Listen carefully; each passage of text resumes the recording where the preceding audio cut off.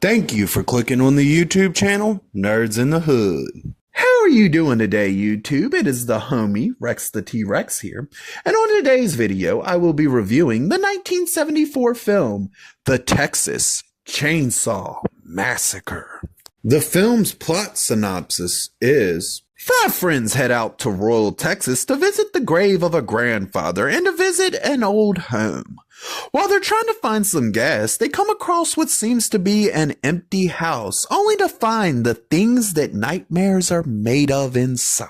The cast for the film is: we've got Marilyn Burns as Sally, Edwin Neal as Hitchhiker, Gunnar Hansen as Leatherface, and Alan Dezinger as Jerry.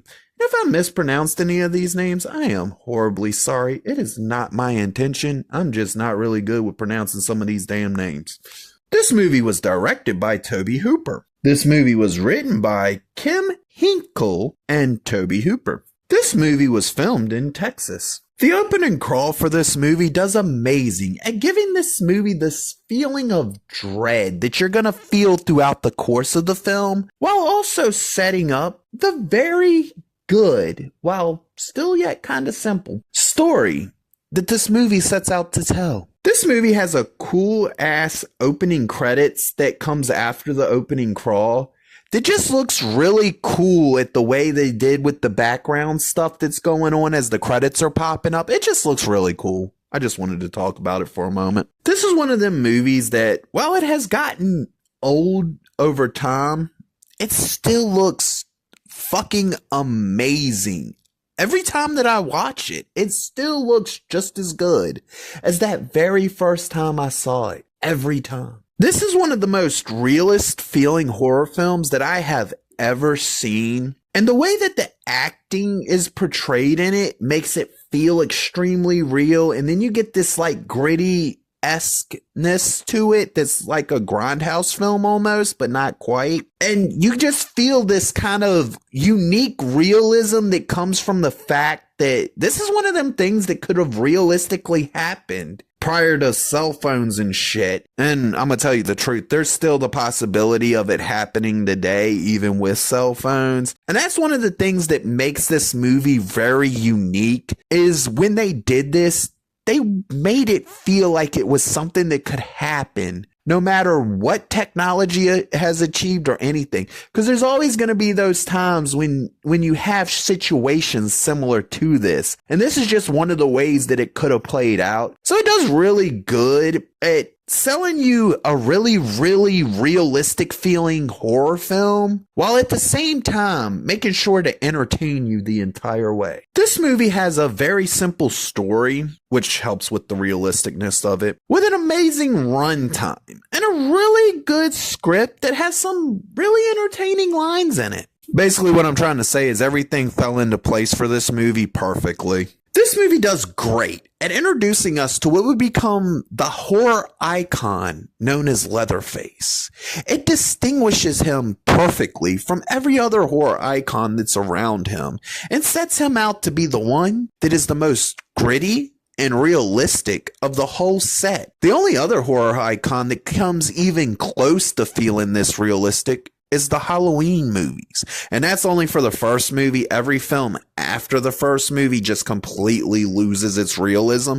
But that first movie did have this kind of realistic feel, like you could really see this happening in the real world. But with Texas Chainsaw Massacre, I think the grittiness of the film and the rawness of the film just makes it feel that much more realistic and gives Leatherface the most realistic feel out of all of them. The house in which the family lives in with Leatherface is decorated with these crazy ass styles of furnitures that's made out of wood and human bones, and all of that shit just looks crazy as fuck. But for the themes of this film and the way what they're trying to sell with this film, it actually kind of has this kind of coolness to it. I wouldn't personally want to own the couch that they have in this film that's made out of the human body parts and the wood, but it does look fucking cool. The design looks pretty cool, but the fucking couch is creepy as hell at the same fucking time because it's made out of human body parts. So it's this like weird combination of I wouldn't want to own that shit, but it was cool for the movie.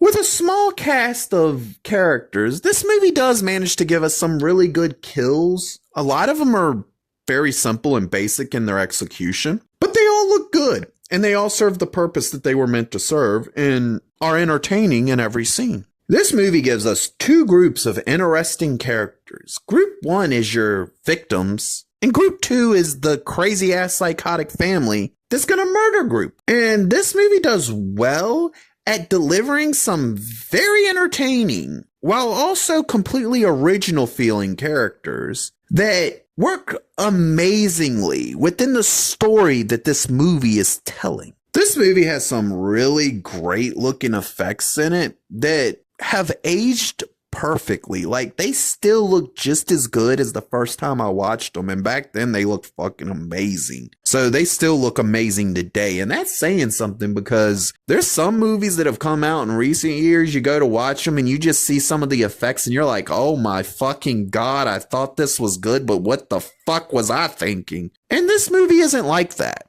It's great at what it does in pulling off these effects and making sure that these effects still look great and well executed even. This is one of those movies, while it was made in the 70s, you're really not going to give a shit. You're going to be too busy being entertained by the story you're being told to even give a fuck about what time era this movie was made in. And that's the beauty of movies like this, is if you do it right and you tell a really good entertaining story, whether it be a simple one or a complicated one, if you do it right, you don't stick any political messaging in it, you can have a movie like this film that is still watchable all these years later and still looks just as good as the first time I seen it. This is one of those movies that has stood the test of time and still looks amazing from beginning to end. It's still pure entertainment from beginning to end and still completely 100% watchable to this very day. The soundtrack for this film fits it perfectly from the beginning all the way through the end. This movie has several shots and scenes in it that are not only cool, but also stand out. We had a bizarre and brutal third act that does amazing at wrapping up the crazy ass story with a very satisfying conclusion. This is one of those films that's just as good on its 100th watch as it was the first time I saw it. This movie is pure entertainment for the sake of entertainment. This is also one of those movies that has made it on my favorite horror list and overall favorite movies of all time list. We are introduced to what will become the horror icon Leatherface in this film for the first time, and far from the last time we will see him. This is one of those movies that has stood the test of time, is pure entertainment, and will continue to be entertaining far into the future. And that's why it receives the rating that it gets. This film receives the rating of, that was something special. If you liked the video, please click the thumbs up. If you disagree or agree with me, please leave a comment. And if you really want to see more of me, please hit that subscribe button.